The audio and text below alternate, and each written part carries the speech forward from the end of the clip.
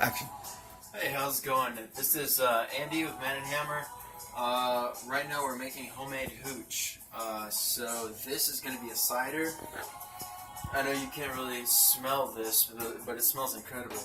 Basically, it's got apple sauce, and it's got dried fruit, and a little bit of grape jelly. Now, all these sugars are going to interact with the yeast, and the yeast is going to well, it smells great now, but when the yeast starts killing it, it's going to be even better. So I figured I'm going to do one right in front of you so you see how I do it. This one is pretty much done. It smells really great. I mean, I don't know how to describe it. Now, this is some of the yeast. I put it in hot water. I can go ahead and dump that in. And I just use plain yeast from, doesn't have to be anything special, just baker's yeast. So here is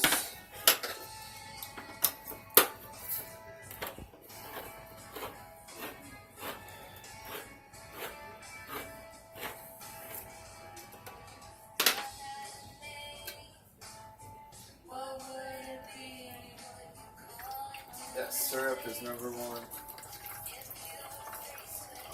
And of course, I'm going to throw the fruits in there as well, but I'm going to mash them up before I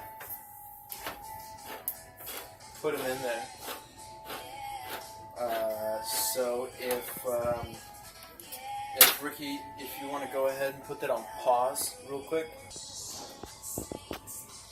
So we're back. Now I opened up the cans, poured the juice in there, and I'm just going to start squishing it. It's going to take a little process to do this one and the other one, but once they're nice and squished, I'm going to kind of funnel it inside there. So meet me back after this short break. Okay, so this is the first part. I'm putting it into one of those granulated, into a cup, that a measuring cup, not a granulated cup. It's not going to be exact, but what is?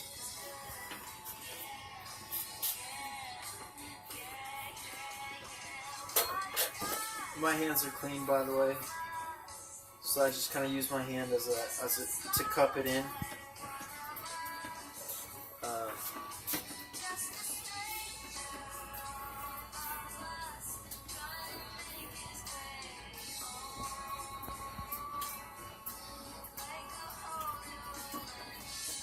And then from this point, I want to get the hottest water I can get,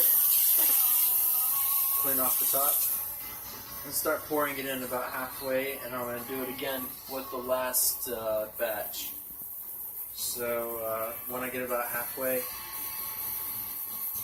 yeah, I'll meet you back.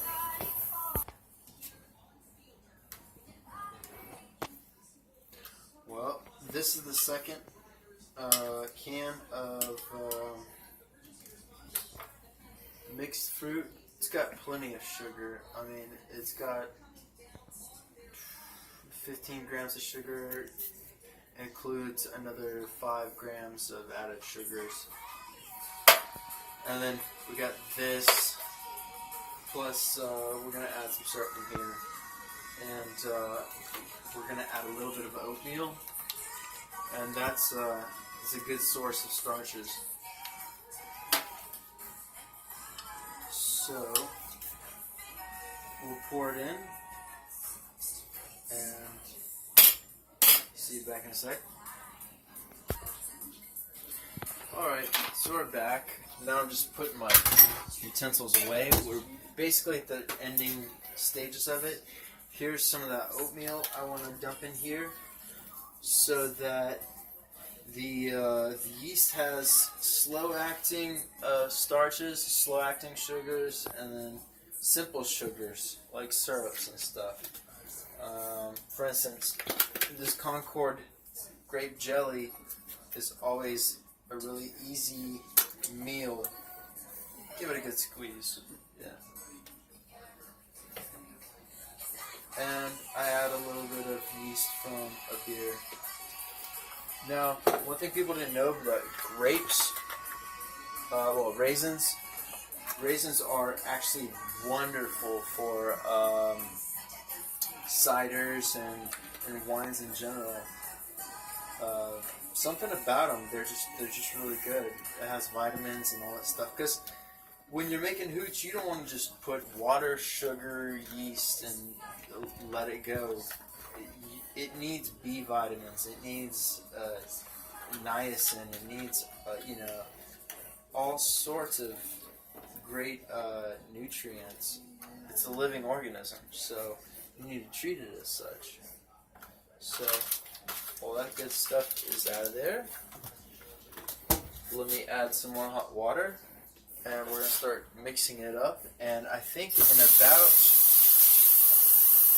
20 minutes or so, 20-30 minutes or so, you're going to start noticing fermentation smell coming from here. And you can definitely smell it. It's not as appley or cedar as this one, the first one, but that's because it had the applesauce. But it still has a lot of fruit. It's mostly fruits. Notice I'm not adding bags of sugar because you're just gonna. There's plenty of sugar here for the starches. If you start adding bags of sugar, you're just gonna have really sweet Jewish wine, and it's gonna be overly sweet. It's gonna be hard to drink. You can always add sugar later. So from here, we go to our next step. Alright, so here's the two ciders.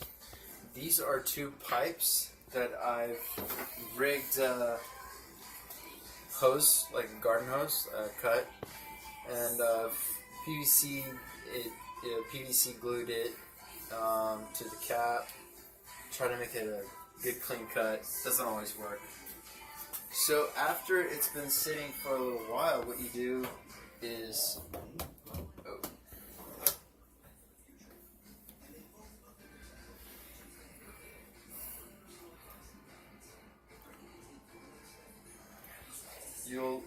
you're gonna let it sit with one with the tube coming out, no leaks, coming out of here into a cup of water. Because what's going to happen when it ferments, it's going to start bubbling and CO2 is going to start coming out. Initially, you need oxygen for the yeast to work, but after a while, you really don't. And at that point, you just want all the CO2 to come out and no oxygen to come in. So that's the point of the water. It makes a one-way valve. And you would do that with both of them. And then you would, set them outside, or you set them somewhere in your garage. And you wait about anywhere from a week to 10 days. Anywhere from 5 days to 10 days, depending on how strong you want it to be. And remember, you don't want to drink the very top part where it has all the fruits and all the yeast over there, and also on the very bottom, the dead yeast. So you want to throw out the heads and the tails, and you're drinking the middle part, the body. And the same works when you're distilling. But hopefully that's a different video. If I go somewhere legal, where I can do that legally. Alright.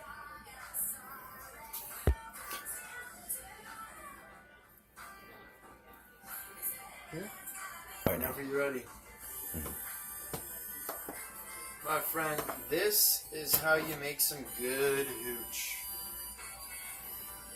You know? Now, right now, you're not going to see any bubbling, coming out of the tubes. But later on, once it starts fermenting, that's when you're going to need it. So, for the first and I just put it on for demonstration purposes. Right now, you don't need it on. It's just to show you what to do next. But it needs to be completely sealed all around. No air coming in and out. All it needs to do is come out into the water, bubble out, and that's it. So, that's how I make some good hooch. Believe me, it's good.